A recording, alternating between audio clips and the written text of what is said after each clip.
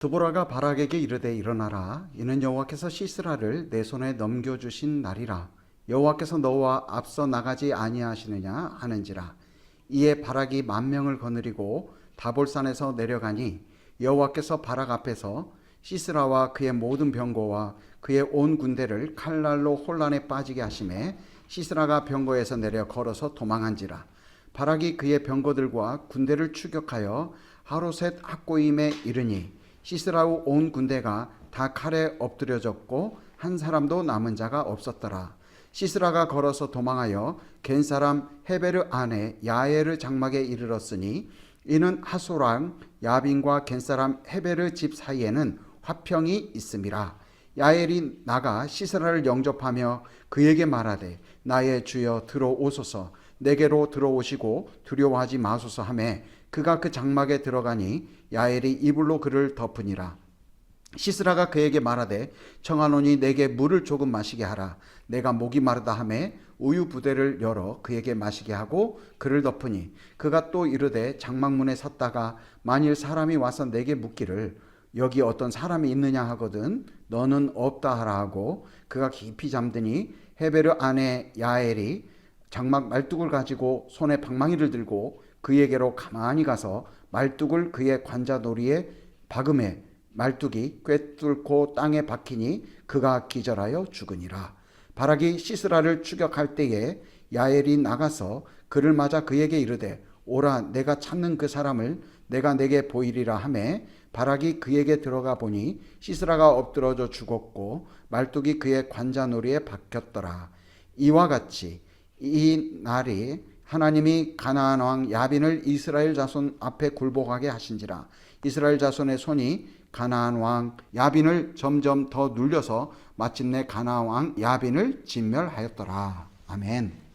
우리는 지금 계속해서 사사들을 하나님께서 세우셔서 이스라엘 백성들을 다시 한번 이렇게 죄를 회개하고 그들이 하나님의 구원에 대해서 부르짖을 때에 그들에게 응답해 주시고 그리고 사사를 세우셔서 그들을 구원해 주시는 그런 내용들을 지금 계속 보고 있습니다.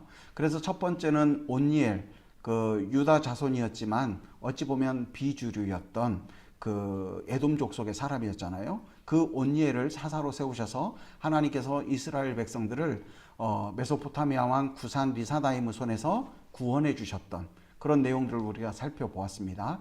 그리고 두 번째로는 오른손에 장애가 있던 에웃을 하나님께서 그 왼손을 사용하는 그 에웃을 하나님께서 사사로 세우셔서 이스라엘 백성들을 모압왕 에글론의 손에서 구원해 주었던 그 사건을 우리가 보았습니다. 그리고 에훗 이후에 블레셋은 이 이스라엘 백성이 있으면 어찌 보면 지금의 가자 지구에 해당하는 그 지역에 블레셋 족속이 있었거든요. 그래서 이제 블레셋 족속이 살았고 아말렉 족속이 그 밑에 지역에 있었고 그 다음에 모압 족속이 살았고 그 다음에 암몬 족속이 있었고 이런 형태였는데 이 블레셋 족속이 이제 이스라엘 백성들을 좀 괴롭혔던 모양이에요. 그래서 하나님께서 이제 삼가를 세우셔서 그 소 모는 막대기로 이 블레셋 족속의 사람 600명을 쳐 부셔서 그 진멸시켜서 그 이스라엘 백성을 구원했던 그 사건이 아주 짧게 나옵니다. 근데 이제 이 삼갈은 어떤 족속인지도 나오지도 않아요. 그리고 그가 소 모는 막대기로 블레셋 족속 600명을 이렇게 진멸시켜서 이스라엘 백성들을 구원하는 그 장면을 통해서 보았을 때 이제 성경학자들은 그가 어떤 목자였나 혹은 농사짓는 그런 사람이었나 라는 그런 추측을 하게 됩니다. 그만큼 굉장히 그 시대 속에서 어떤 기득권 내지 혹은 그 사회의 리더로서 살았던 그런 사람이 아니라 정말 어느 지파인지조차도 이렇게 알 수 없었던 삼갈이라는 사람, 그리고 흔하디 흔한 직종에 속하는 목자 내지 농사꾼과 같은 그 사람을 통해서 하나님께서는 블레셋으로부터 그 이스라엘 백성들을 구원했던 그 사건을 이렇게 짧게 두 구절에 걸쳐서 이렇게 나타내고 있습니다. 그래서 하나님께서는 그 시대에도 많은 여러 똑똑한 사람들이 있었겠지만 이 사사 시대에 정말 그렇게 비주류와 같았던 사람들, 어떻게 보면 이방 족속이었던 사람들이 이스라엘에 들어와서 유다 자손으로 편입한 온니엘과 같은 사람, 그 다음에 그 시대에 어떻게 보면 오른손에 장애가 있다면 장애인들은 별로 이렇게 시대적인 주류로서 인정할 수 없는 그런 존재들이었거든요. 근데 그런 사람들을 사사로 세우셔서 그들에게 일들을 맡기셔서 이스라엘 백성들을 구원했던 일들, 그 다음에 어떤 혈통과 계보가 굉장히 중시되던 이스라엘 사회 속에서 그런 혈통과 계보를 이렇게 알 수 없는 삼갈이라는 사람을 세우셔서 그로 하여금 블레셋 족속으로부터 이스라엘 백성들을 구원했던 그 사건들, 이런 내용들을 우리가 살펴보면서 하나님께서는 과연 왜 그 시대에 그런 자들을 세우셔서 그렇게 사사로 세우시고 이스라엘 백성들을 구원하는 도구로서 그들을 사용하셨을까? 깊이 있게 계속 이렇게 묻는 그런 일들이 있어야 됩니다. 뭐 대표적으로 하나님께서는 이 사람의 어떤 능력이나 혹은 재능을 이렇게 통해서 일도 하시겠지만 그 시대에는 철저하게 그런 비주류, 이런 사람들을 통해서 하나님의 전능하심, 그 다음에 그들이 죄를 깨닫고 하나님의 구원을 부르짖었을 때에 하나님께서 모압 언약을 통해서 약속하신 바를 정확하게 응답하시고 직접 이루어 주시며 그들이 하나님의 통치를 받을 때 그 통치 속에서 하나님의 전능하심으로 그들의 삶의 평온함을 얻게 된다는 것들을 계속적으로 가르쳐 주시고 알게 해 주셨던 그런 내용들입니다. 그리고 이제 이 사사시대는 350년 시간 동안에 계속적으로 이 내용들이 12명의 사사가 세워지면서 반복이 돼요. 이 반복은 곧 무엇을 의미하냐면 인간의 그 죄악보다도 하나님의 긍휼과 하나님의 자비와 하나님의 사랑은 더 크다는 것을 우리에게 보여주는 거예요. 그렇기 때문에 지금 이 시대에 하나님을 믿고 하나님의 자녀로 살아가는 우리들은 우리의 허물과 우리의 죄, 이런 것들 때문에 우리가 수치스러워하고 부끄러워하는 것이 아니라 정말로 그것 때문에 예수님을 이 땅에 보내주셨다라는 하나님의 은혜와 그 사랑을 더 크게 더 귀하게 여기면서 우리의 잘잘못을 주님께 고백하고 더 다시 한번 주님 앞에 온전히 서기를 힘쓰는 그런 존재인 것들을 하나님 앞에 적극 고백하는 그런 자세가 굉장히 필요하다는 거예요. 근데 이제 또 이스라엘 백성들이 에훗이 죽자마자 또 이들은 우상을 섬겼어요. 여기서 또 포인트는 뭐냐면 그들이 우상을 섬겼던 이유는 계속해서 반복되지만 자기들의 그 농작물들에게 필요한 비, 그 다음에 자연재해로부터의 피해, 이런 것들을 막기 위해서 그들이 하나님의 백성으로서 하나님을 섬긴다면서도 그들이 그 자기들의 그 농작물에 대한 수확, 이런 것들을 얻기 위해 어떻게 하냐면 우상을 섬겼던 거 아니겠어요?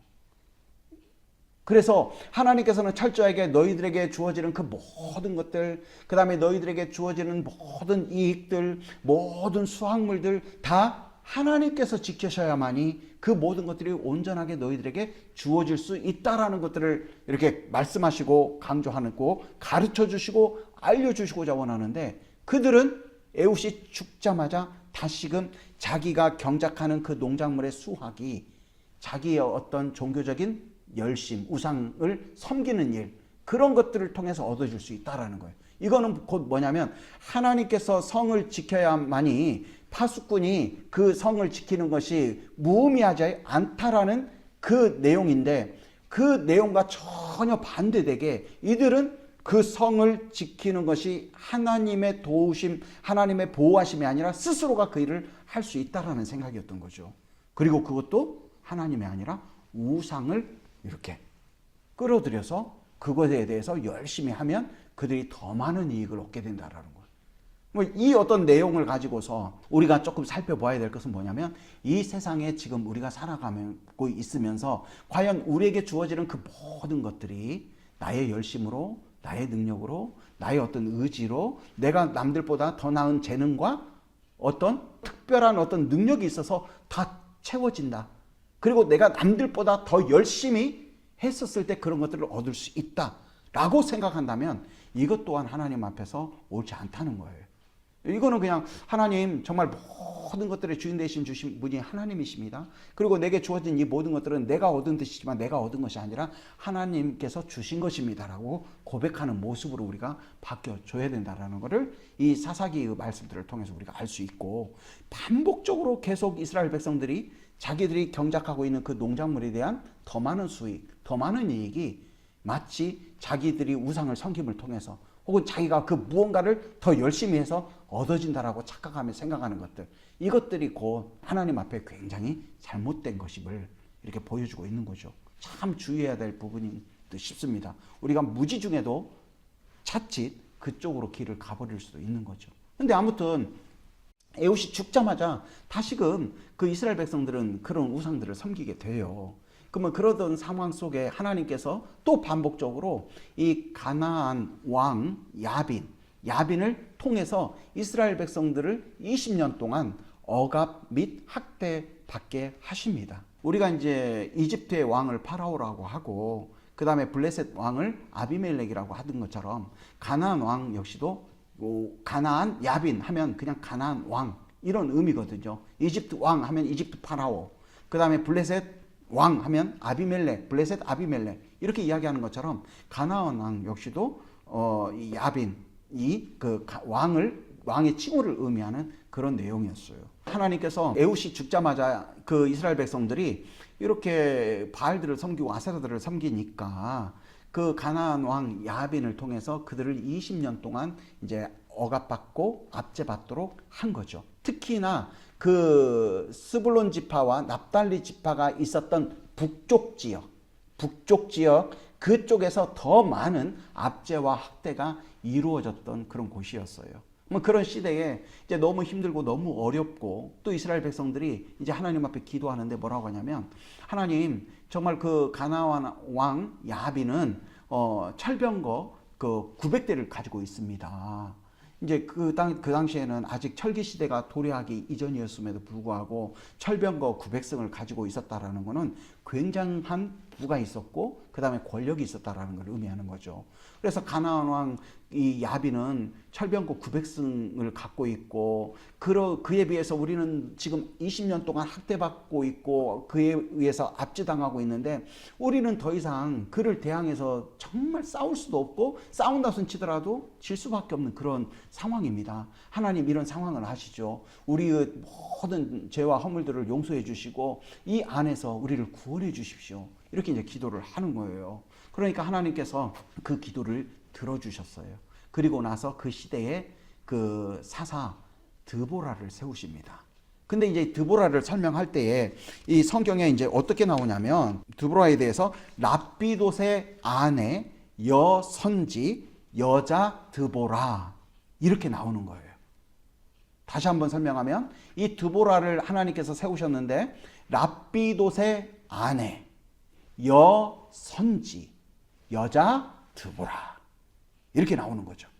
그러니까 이제 성경은 하나님의 성령의 감동을 성령 하나님의 감동을 입어서 쓴 거 아니겠어요. 그래서 이 사사시대에 드보라가 세워졌던 그 시대 속에서 이 여성이라는 것을 하나님께서 강조하는 것이죠. 랍비돗의 아내였고 여선지였고 여자였던 드보라를 그 가나안 왕 야빈으로부터 압제받고 학대받는 이스라엘 백성들이 우리는 저들을 도저히 이길 수 없습니다. 하나님 이 안에서 우리를 구원해 주십시오. 하나님 저희들이 지난날 동안 이렇게 우리의 이익이 우상으로부터 오는 줄 알고 아니면 욕심에 이끌려 그 우상을 섬김으로 인하여 더 많은 이익을 얻으려고 했던 이런 잘못된 것들 다 회개하오니 하나님 용서해 주시고 우리를 구원해 주십시오. 하니까 하나님께서 그 시대에 랍비돗의 아내 여선지 여자 드보라를 세워주시는 거죠. 우리가 흔히 말해서 여성의 인권이 뭐 아주 최근에 향상이 된 거지 불과 19세기 말까지만 해도 여성들에게 있어서 인권은 굉장히 낮은 게 현실이었어요. 그리고 가부장적 사회였고 이 시대 역시도 마찬가지였기 때문에 그런 사회 문화적인 특성은 여성의 인권들이 굉장히 낮은 그런 수준이었거든요. 그리고 한 사회에서 하나의 어떤 인격체로서 존중될 수 없는 그런 구조였어요. 마찬가지였어요. 이 시대 구약 시대도 그랬었거든요.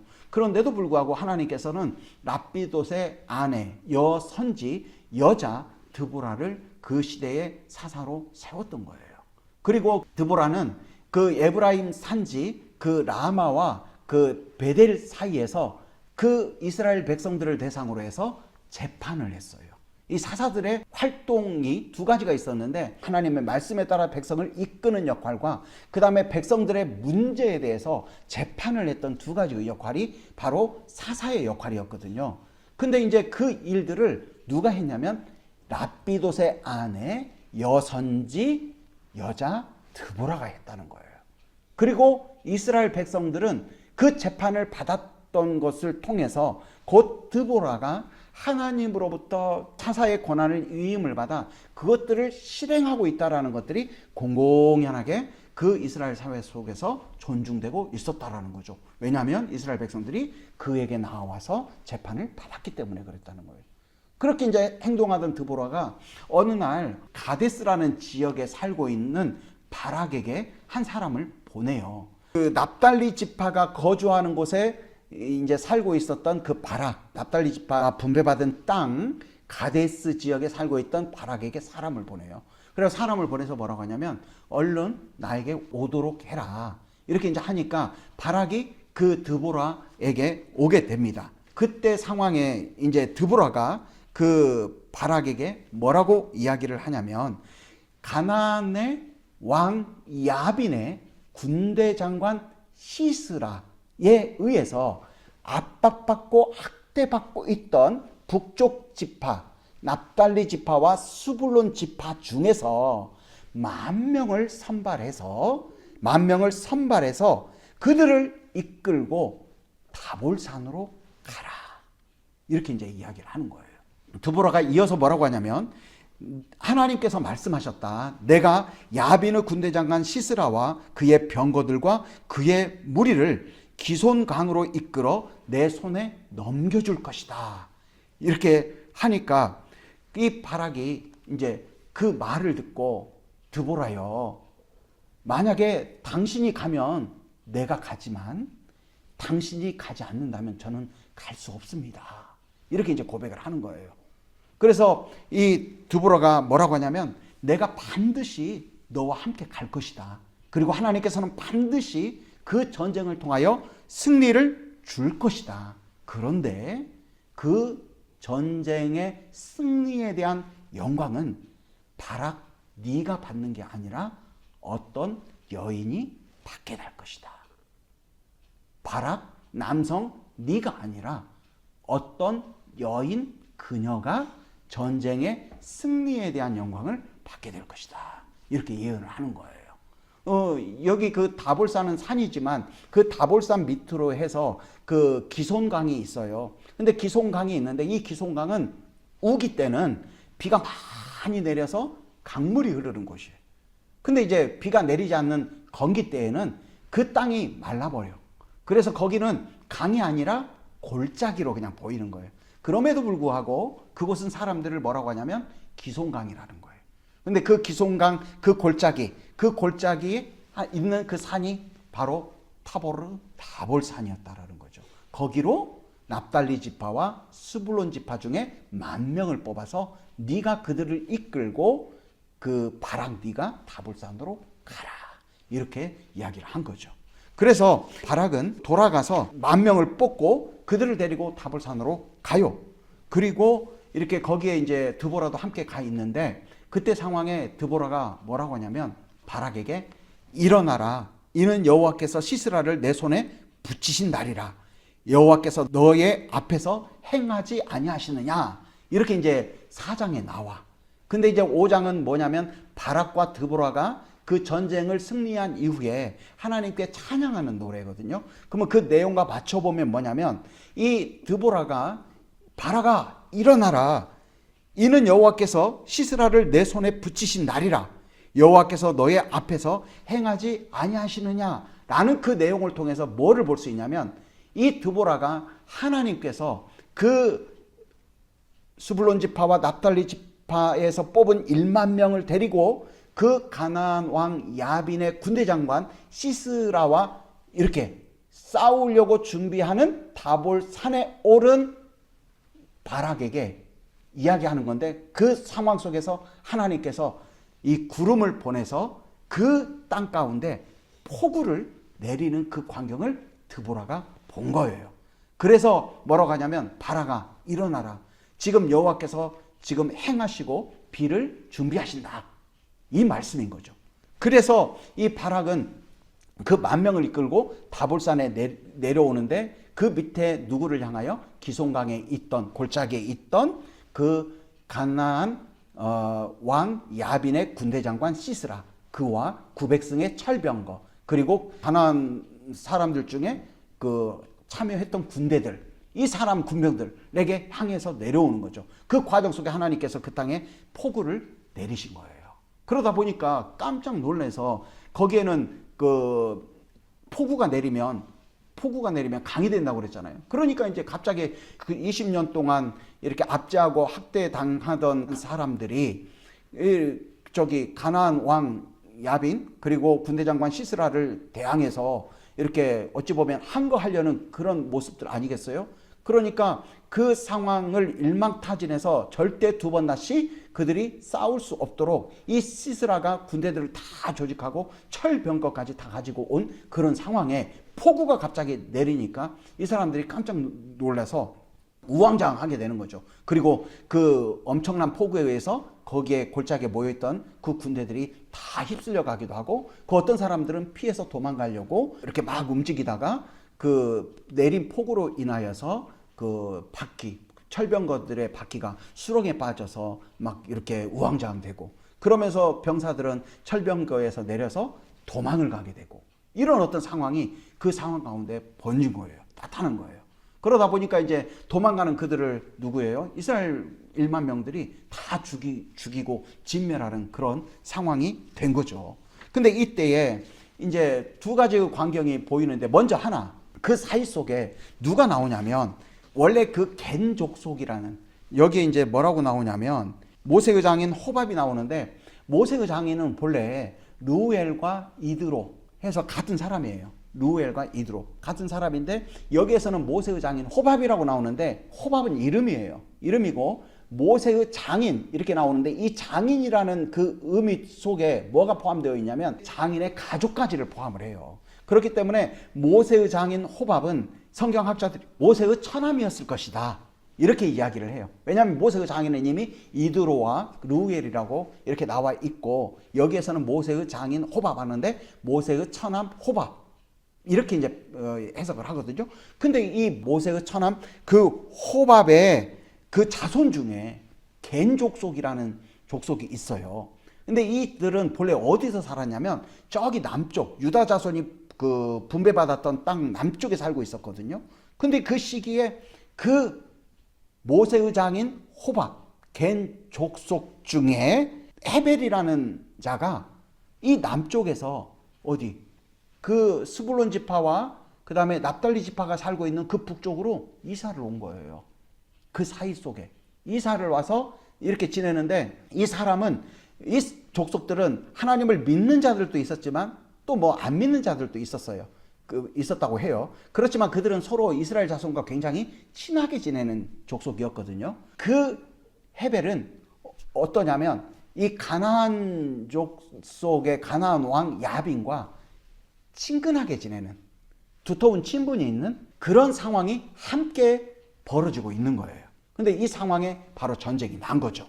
그리고 하나님께서 폭우를 내리시니까 많은 그 철병거나 한번 그 가나안의 군병들이 휩쓸려 가기도 하고, 거기서부터 살려고 우왕좌왕하다가 어떤 사람들은 그 수렁에 빠진 철병거를 내팽개치고 도망을 가고, 그리고 시스라 역시도 더 이상 거기에 머물렀다가는 자신이 죽을 것 같으니까 그 자신이 타고 있던 철병거에서 내려서 도망을 가는데, 가나안 병사들이 도망갔던 그 방향 있죠? 그 방향과 반대 방향으로 이렇게 도망을 가는 거예요. 살려고. 그 도망을 가게 됩니다. 근데 이제 그 과정 속에 바락이 이제 군인들과 함께 열심히 그 도망가는 그 가나안 군병들을 이렇게 쫓아갔을 거 아니에요. 쫓아가가지고 그들을 다 진멸해요. 근데 딱 봤더니 누가 없어? 군대 장관 시스라가 없는 거예요. 그리고 나서 그때 그는 시스라가 다른 곳으로 도망을 가겠구나 해서 이렇게 뒤쪽으로 오게 됩니다. 오게 되는데, 그 오게 되는 그 상황 속에 시스라는 이미 뒤쪽으로 도망을 가는 거 아니겠어요? 도망을 가던 중에 누구 집으로 가냐면 바로 헤벨의 장막으로 피신을 가요. 왜냐하면 가나안 왕 야빈과 그 헤벨 사이가 두터운 친분이 있었다라는 걸 알고 헤벨의 장막으로 도망을 가는데, 그 도망을 갔더니 그 헤벨의 장막에서 누가 나오냐면 헤벨의 아내 야엘이 나오는 거예요. 그리고 시세를 알아보고 장막 안으로 얼른 두르라고 그래요. 그리고 두려워하지 말고 걱정하지 마십시오. 그리고 이불을 주면서 편하게 쉬시라고. 그러니까 이제 먼 길을 도망 오더라 너무 이제 두렵고 그 다음에 죽을 것 같고 힘들어서 그 다음에 갈증도 나고 해서 나에게 정말 물 조금만이라도 좀 주라고 이렇게 간절히 부탁을 해요. 그러니까 우유통에 있는 발효된 요플레 같은 거를 이렇게 주는 거예요. 그거는 이제 귀한 손님에게 대접하는 거거든요. 그래서 딱 주니까 이제 그거를 마시고, 이 시스라가 뭐라고 하냐면, 혹시 누군가가 이곳으로 와서 그 어떤 사람이 이쪽으로 피신해 오지 않았냐, 혹시 집 안에 장막 안에 그런 사람이 있지 않냐 묻거든 절대 모른다고, 없다고 그렇게 좀 꼭 이야기를 해주라고 이렇게 이야기를 합니다. 그리고 나서 이제 시스라는 깊은 잠에 들고, 이제 헤벨의 아내 야엘은 그 밖에서 그 말뚝과 망치를 들고 다시 그 방으로 들어가죠. 그리고 그 시스라의 그 관자놀이 여기에 망치를 박아서 시스라를 죽여요. 그리고 한참 시간이 지나니까 누가 오냐면 바락이 오는 거예요. 그 바락을 알아보고 두르라고 하면서 관자놀이에 말뚝이 박혀 죽어 있는 그 시스라를 바락에게 보여주는 거예요. 그리고 나서 이제 이스라엘은 굉장히 하나님께서 이 전쟁을 우리 손에 그 가나안 군병들을 맡겨주셔서 우리가 승리하는구나 이렇게 이제 생각하면서 더 열심히 싸워서 결국에는 어떻게 되냐면 가나안 왕 야빈도 이렇게 전멸되고 이스라엘 백성들이 이제 40년 동안 평온의 시간을 갖게 되는 그런 시간이 된 거죠. 자, 여기서 하나님께서 정말 그 여성을 강조하는 거예요. 그렇잖아요. 그 시기에. 철저하게 우리가 온니엘도 유다 자손이라고는 하지만 어떻게 보면 유다 자손 중에 에돔 족속에서 왔기 때문에 비주류였던 사람이었고, 그 다음에 누구예요? 에훗 역시도 오른손에 장애가 있어서 왼손을 썼던 그런 사람이었었어요. 그리고 삼갈은 어느 지파 사람인지도 몰라요. 족보도 없고 계보도 없어요. 그리고 소 모는 막대기로 블레셋 사람 600명을 죽였대요. 그러면 농사꾼인지 목자인지 그때 당시는 흔한 직업이었거든요. 그런 사람을 하나님이 썼던 거예요. 그리고 역시 드보라를 세우셔서 사사로 이렇게 하셨는데, 이 사사로 세우셨는데 그뿐만 아니라 그 정말 이스라엘 백성들을 구원하는 데 있어서 어찌 보면 하나님의 도구로서 이렇게 굉장히 의미 있게 사용된 야엘 역시도 어떻게 보면 이방 민족의 사람으로서 여성이었거든요. 그런 사람들을 하나님께서 이렇게 사용하셨다라는 거죠. 우리는 이런 내용을 보면서 첫 번째로는 정말 우리도 그와 같은 사람 아닌가 이렇게 먼저 생각을 해봐야 된다는 거죠. 왜냐하면 하나님께서는 하나님의 영광이 온전히 드러나기를 원하시는 거죠. 왜 그들을 다 가만히 그 시대 속에 이렇게 사용하셨을까? 바로 일을 하시는 분은 전능하신 하나님이심을 보여주시는 거죠.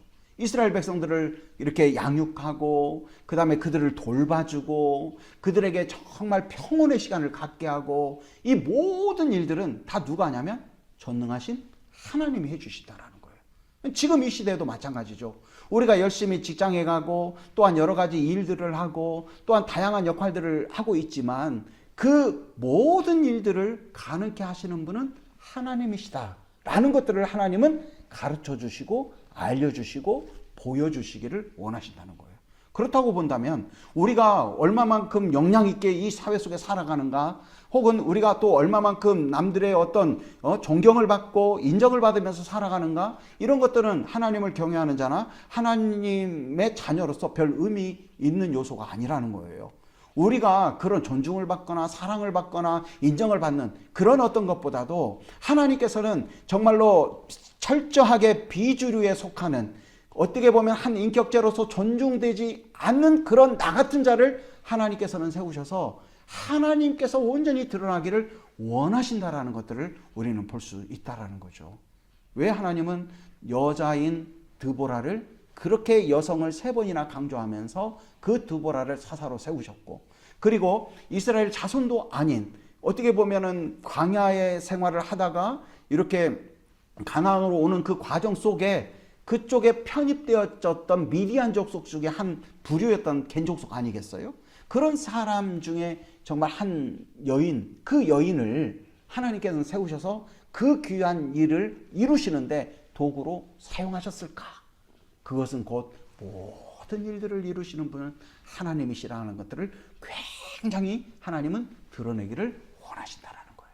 그 하나님을 우리는 믿음 생활하면서 꼭 알아야 돼요. 우리가 일상의 생활 속에서도 그 하나님을 인지해야 되는 것이 무엇보다도 중요해요. 때로는 우리의 자존감이 무너지고 또 우리의 어떤 능력이 이렇게 존중받지 못하고 그런 어떤 상황이 이르더라도 아이고 하나님, 나는 원래 그런 사람인데 그런 나를 하나님이 세우셔서 이 모든 것들을 허락해 주지 않았습니까? 그렇기 때문에 저에게는 그런 상황도 아무런 문제가 되지 않습니다. 오로지 나를 통해서 영광 받기를 원하시는 그 하나님만을 기억하며 저는 나아갑니다. 이렇게 고백하는 것들을 하나님이 더 기뻐하신다라는 거예요. 그리고 두 번째, 저는 바락에 대해서 생각을 해봤어요. 드보라가 바락에게 사명을 맡기잖아요. 1만 명 뽑아라. 그리고 그들을 데리고 다볼산으로 가라. 하나님께서 네 손에 그 시스라와 그 다음에 그의 900승 되는 철병거와 그 다음에 그가 데리고 온 군대를 다 맡길 것이다. 그랬을 때 이 바락이 뭐라고 하냐면, 드보라여, 당신이 가면 내가 가지만 당신 못 가면 저는 그 일을 도저히 할 수 없습니다. 이렇게 고백을 하거든요. 그래서 그래, 전쟁의 승리에 대한 영광은 네가 취하는 것이 아니라 어떤 한 여인이 취하게 될 것이다. 이렇게 되거든요. 그러면 그 과정 속에서 바락은 직접 가가지고 1만 명을 뽑아요. 근데 1만 명을 뽑고 이끌어라 이런 표현이 있는데, 이끌다는 표현은 굉장히 쉽지 않은 일이라는 그 히브리어의 단어적 표현이에요. 이끌어라. 네가 정말 쉽지 않고 그 다음에 스트레스 엄청 받고 남들 잘 말도 안 듣고 도대체 우리가 어떻게 저들을 대항해서 싸울 수 있냐? 아무리 하나님이 이렇게 이야기하더라도 우리가 할 게 있지. 어떻게 철병과 900승을 이겨? 그리고 우리는 제대로 된 칼도 없고 창도 없는데 어떻게 우리가 이길 수 있어? 이런 어떤 모든 상황들을 네가 극복하고 그들을 뽑아서 이끌어라. 이런 표현이거든요. 근데 바락은 했잖아요. 그리고 다볼산까지 갔잖아요. 그리고 야, 지금 바락아 일어나라. 여호와께서 비를 준비하셔서 폭우를 내리신다. 그 아래쪽에 있는 기송강에 있는 그 시스라를 향하여 가라 했었을 때 또 갔잖아요. 그리고 그는 이 5장에 보면 전쟁을 승리케 하신 하나님을 찬양하거든요. 자, 여기서 그에게는 정말 전쟁의 승리를 통해서 영광을 취하는 것이 어떤 측면에서 의미가 있을 수도 있겠죠. 그럼에도 불구하고 이 바락은 그 전쟁의 그 승리에 대한 영광이 자신에게 없더라도 끝까지 그 일을 감당하는 거잖아요.